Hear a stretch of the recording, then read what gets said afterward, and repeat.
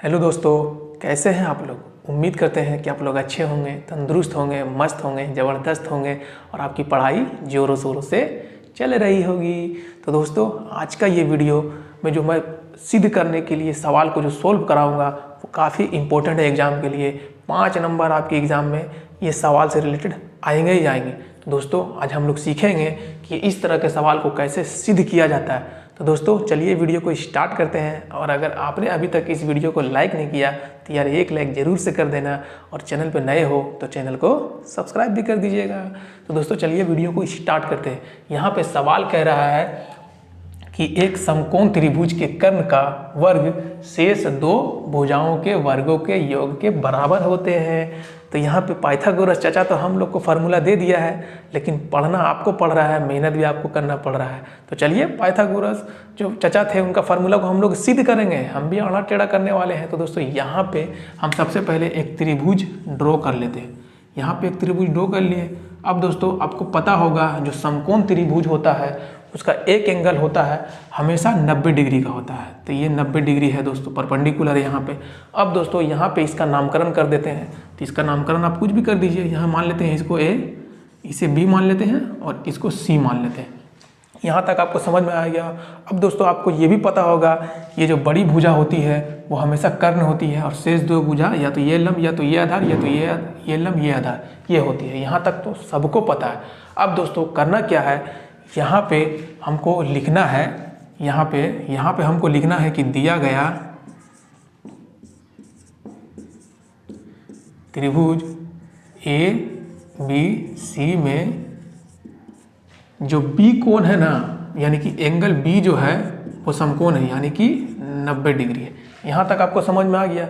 अब दोस्तों, यहाँ पे करना क्या है, यहाँ पे हमको एक लंब डाल देना है। लंब डाल देना किस पे, ए सी पे। इसका नाम हम देते हैं डी। और याद रखिएगा दोस्तों, ये जो लंब जिस पे भी जाती है ना वो समकोण बनाती है। याद रखिएगा, इस तरह का जब भी लंब का बात कर दे यानी कि वो समकोण बना रहा है। ठीक है, तो यानी कि ये समकोण बना रहा है डी। अब यहाँ पे हमको क्या करना है, रचना करना है। तो यहाँ लिखना है रचना, क्योंकि दोस्तों सिद्ध करने वाला जो सवाल होता है उसमें रचना करना बहुत ज़्यादा ज़रूरी होता है, ताकि एग्जामिनर जो चेक करता है कॉपी वो समझे कि आप रचना में क्या लिख रहे हो और क्वेश्चन बना क्या रहे हो।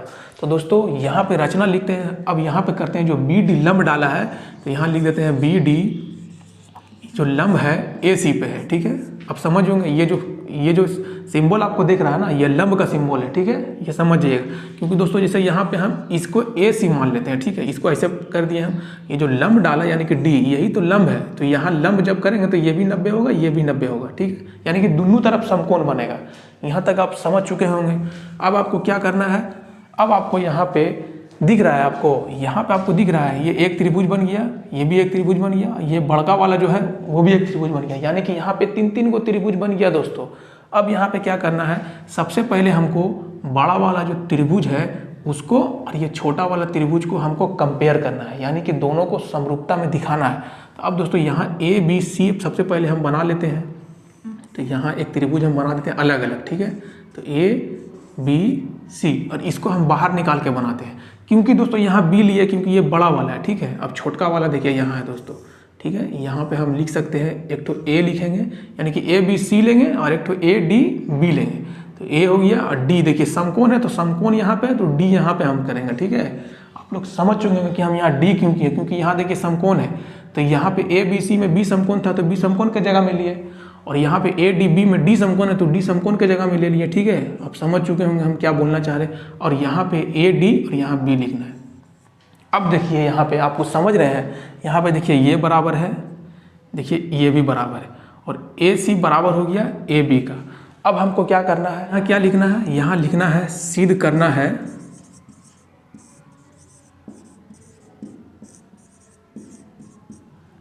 ए सी स्क्वायर, यानी कि ए सी का वर्ग जो होता है वो ए बी के वर्ग प्लस बी सी के वर्ग के योग के बराबर होता है। इसको आप ध्यान रखिएगा और इसको सिद्ध करना है, इसको याद रखिएगा। ठीक है, इसी को हमको सिद्ध करना है। अब यहाँ पे लिखना है हमको प्रमाण। ठीक है, प्रमाण कर दिए। अब देखिए यहाँ पे त्रिभुज जो ए बी सी है, और यहाँ ए बी सी दिख रहा है आपको बड़ा वाला, ये बड़ा वाला ले लिए और ये छोटा वाला लिए ए डी बी।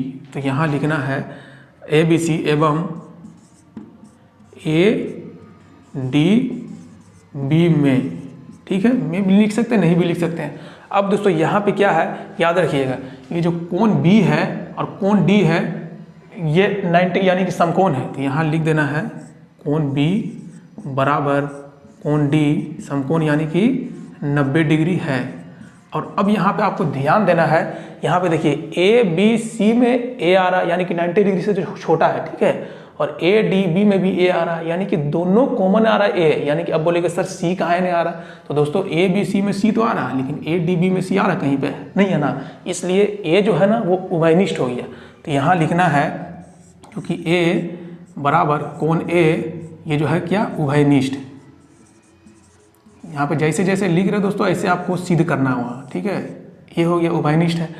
अब हमको क्या करना है, अब हमको लिखना है त्रिभुज ABC समरूप है ADB के, ठीक है, यहाँ पे आपको समझ में आ चुका होगा। अब यहाँ ध्यान दीजिए, यहाँ देखिए AB बराबर है और AD बराबर है, तो यहाँ लिखेंगे AB बट्टा AD लिख सकते हैं, बराबर यहाँ देखिए AC यहाँ AB बराबर है, तो यहाँ लिखेंगे AC बट्टे में AB।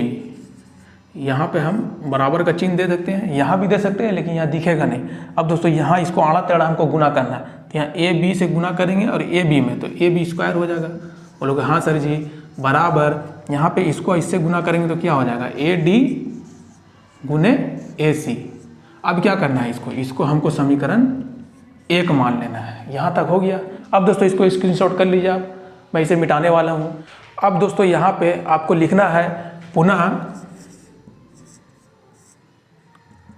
यहाँ लिखना है देखिए ABC। अब दोस्तों इसको इससे कंपेयर करेंगे, ठीक है, तो यहाँ देखिए ये हो गया, कर देते हैं ABC, ये बड़ा वाला ले लिए। अब दोस्तों इससे कंपेयर करना है, तो इससे कंपेयर करना है। अब यहाँ लेना है BDC, तो यहाँ पे हम बना लेते हैं BDC।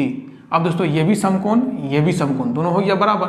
अब दोस्तों यहाँ देखिए AB बराबर, यानी कि दोस्तों यहाँ पे देखिए ये BC बराबर होगा, DC बराबर होगा, और यहाँ AC यहाँ BC दोनों बराबर होगा। तो दोस्तों अब यहाँ हमको लिखना है पुनः त्रिभुज ABC एवं BDC में जो कोण है B बराबर कोण D, ये होता है समकोण यानी कि 90 डिग्री है, ठीक है। और यहाँ पे देखिए दोस्तों कॉमन क्या है, C है, यानी कि ABC में भी कॉमन आ रहा है और ये त्रिभुज में भी कॉमन क्या आ रहा है, C। तो जो कॉमन आ रहा है उसको उभयनिष्ठ कर देते हैं, तो कोण C बराबर कोण C यहाँ उभयनिष्ठ है, ठीक है। ध्यान लिखिएगा, जैसे मैं लिख रहा हूँ आप वैसे ही लिखिएगा, उभयनिष्ठ है। ये हो गया दोस्तों। अब क्या करना है, यहाँ लिखना आपको दिख रहा है, यहाँ लिखना आपको त्रिभुज ABC समरूप है BDC के। अब यहाँ समरूप है, तब हम यहाँ लिख सकते हैं दोस्तों BC बट्टे में DC, ये दोनों बराबर है, तो यहाँ हम लिख सकते हैं BC बट्टा दिख रहा है, हाँ दिख रहा है, यहाँ हो गया DC बराबर, यहाँ देखिए क्या लिखा हुआ है AC, इसके बराबर में है समरूप में, यहाँ हो गया BC। अब दोस्तों यहाँ पे इसको आड़ा टेढ़ा गुना कर देना है, तो दोस्तों यहाँ पे हो जाएगा BC का स्क्वायर करेंगे तो BC स्क्वायर हो जाएगा, क्योंकि BC और BC से गुना होगा, दोनों गुना होगा तो BC का स्क्वायर हो जाएगा, बराबर यहाँ देखिए दोस्तों DC गुने AC, तो यहाँ लिख देते हैं DC गुने AC।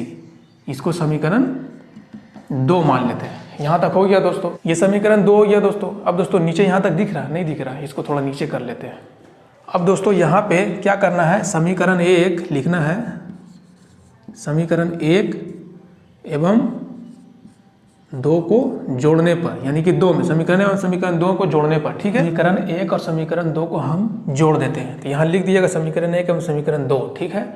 अब देखिए क्या करना है, यहाँ पे देखिए समीकरण 1 में क्या लिखा हुआ है, समीकरण 1 में क्या निकला था, AD गुने AC, तो यहाँ हम लिख देते हैं AD गुने AC, दिख रहा है, हाँ दिख रहा है। और यहाँ प्लस समीकरण 2 में क्या निकला है, DC गुने में AC, ठीक है। और यहाँ बराबर कर देना है। अब बराबर में देखिए यहाँ AB स्क्वायर प्लस BC²। अब दोस्तों यहाँ पे आपको कॉमन दिख रहा है, AC इसमें भी है, AC इसमें भी है, तो यानी कि जो दोनों में होता है उसे ही कॉमन बोलते हैं। तो यहाँ AC है, इसको कॉमन कर देते हैं। अब देखिए AC से AC कटेगा खत्म, तो यहाँ बचेगा कितना, AD प्लस यहाँ AC से AC खत्म, यहाँ बचेगा DC, तो DC और यहाँ बराबर AB² प्लस BC² हो गया।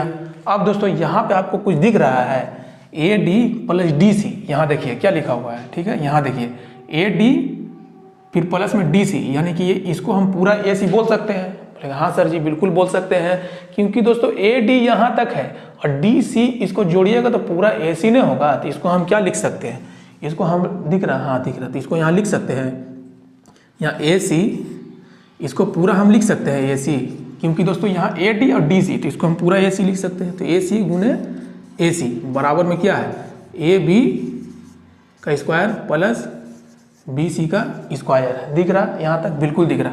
अब दोस्तों AC को गुना कीजिएगा AC से तो नहीं होगा आपका, यहाँ AC² होगा बराबर। अब देखिए AB जो कहते हुए लिख दीजिएगा, तो AB² प्लस BC², यही तो सिद्ध करना था दोस्तों।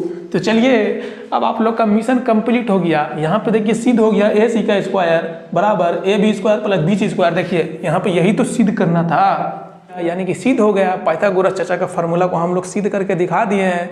तो दोस्तों ये वीडियो आपको कैसा लगा आप लोग कमेंट बॉक्स में ज़रूर बताइएगा। और अगर इसी तरह से और भी वीडियो आपको चाहिए मैथ से रिलेटेड जो एग्जाम में काफ़ी इंपॉर्टेंट है, आप नीचे कमेंट बॉक्स में बता दीजिएगा कि आपको पढ़ना क्या है। तो मिलते हैं किसी नेक्स्ट वीडियो में, तब तक के लिए आप अपना ख्याल रखिएगा। और ये वीडियो आपको अच्छा लगा तो यार एक लाइक जरूर से कर देना, और चैनलवा पे नए हो तो चैनलवा को सब्सक्राइब जरूर से कर देना। तो चलिए दोस्तों मिलते हैं किसी नेक्स्ट वीडियो में, तब तक के लिए आप अपना ख्याल रखिएगा।